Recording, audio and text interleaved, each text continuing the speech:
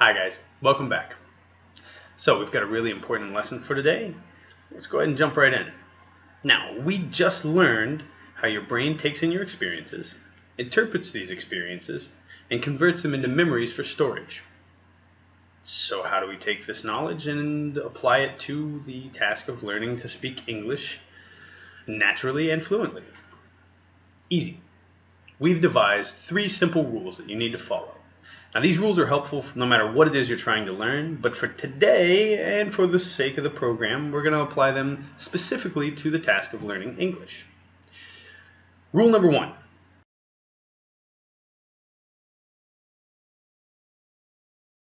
Anytime you're going to learn anything, whether it be a new sport, a new game, a new computer program, a new language, the most powerful thing you can do is you can anchor this new body of knowledge to your emotional structure.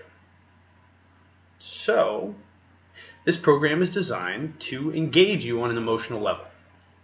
Now, if all goes according to plan, you'll be crying, you'll be laughing, you might even fall in love just a little bit. But all of these emotional anchors are what's going to make it so the transition will be completely effortless. This knowledge will be a part of you once you complete our program. Now, at the same time, I have to caution you. You need to make sure that you're in a completely clean emotional state when you take on this learning.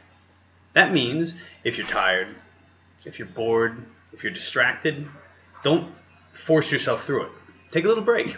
Go for a run, drink a glass of water, listen to some music, whatever it is that helps put you back in that ideal state.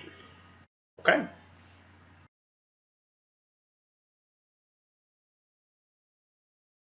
Okay, so rule number 2 can be easily summed up with the letters V-A-K.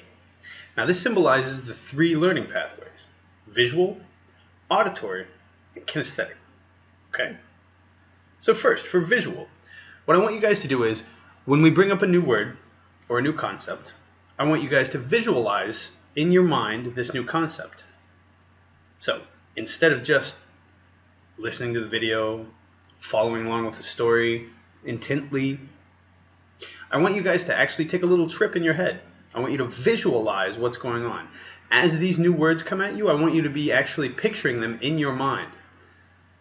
The thing is, when we learn a new language, when we learn any language, even your mother tongue, the first language you grow up learning, you're not pairing a word with a word. What you're doing is you're anchoring a sound or a word to an image, right? So, if I'm telling a story about a pretty girl, you can go a little crazy with that, or a good-looking guy, depending upon what you're into. I want you to picture this person, right? I want you to really visualize the words as they come into your mind. This is super powerful, not only in learning English or a new language, but in anything you do. As I said, you really have to make sure these anchors are in place.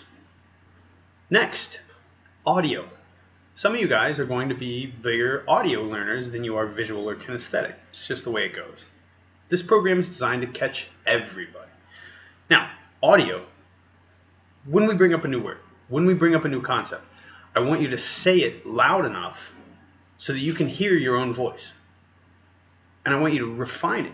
I want you to repeat it over and over and over until your voice sounds like my voice. Okay? That way, when you hear this word in public, when you're walking around, when you're interacting with others, when someone says this word, there's already an anchor there. You can go back and your mind will say, I recognize that word. No problem, right? Now, third is K, for kinesthetic. Now, kinesthetic means dealing with movement, okay? It's really important that you engage all 3 of these. So, when we're telling a story, maybe get up, maybe move around a little bit. If you're just sitting there watching and listening, you're only using about 80%. We want you 100% absorbed in this process. So it's very important that you engage on all 3 fronts. Okay? So, we've engaged you with the subject matter emotionally, providing anchors that will last and help to generate lasting memories. We've applied all 3 learning pathways: visual, auditory, and kinesthetic. And now, the only thing left is, can you guess? We've said it before, and we'll say it again, and we'll say it again, and we'll say it again. It's repetition.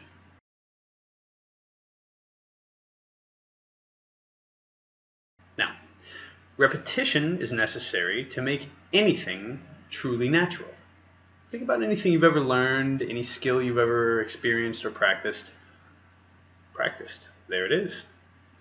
Practice, practice, practice. Repetition, repetition, repetition. This is the secret of all secrets if you truly want to make something natural and a part of your subconscious mind. So, thanks for bearing with me through these 3 rules. Click on the yellow continue button at the bottom and we'll be moving right along.